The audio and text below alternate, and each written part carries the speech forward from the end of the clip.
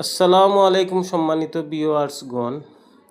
আজকে আপনাদের সামনে আমি সিলেটের ঐতিহ্যবাহী শুটকির শিরা রেসিপি নিয়ে আসলাম। আশা করি সকলের ভালো লাগবে। সব ধরনের সবজিগুলো আমি আগেই কেটে রেখে দিয়েছিলাম।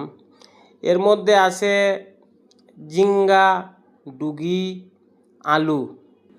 প্রথমেই আমি সবজির মধ্যে রসুন, হিদল, তারপরে হলুদ, মরিচ পরিমাণ মতো দিয়ে দিলাম। তারপরে একটু পানি দিয়ে এগুলো নেড়ে চেড়ে তারপরে লবণ দিয়ে দিলাম।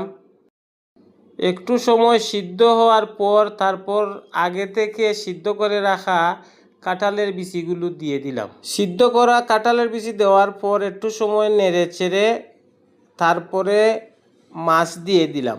মাছ দিয়ে একটু নাড়াচাড়া করে তারপর পরিমাণ মতো পানি দিয়ে দিলাম। পানি দিয়ে একটু নাড়াচাড়া দিয়ে তারপরে আমি নাগামরিচ দিয়ে দিলাম। তারপর ঢাকনা দিয়ে ঢেকে দিলাম। নামানোর আগে ধনে পাতা দিয়ে দিলাম। আর এই তো হয়ে গেল সিলেটের ঐতিহ্যবাহী শুটকি শিরা।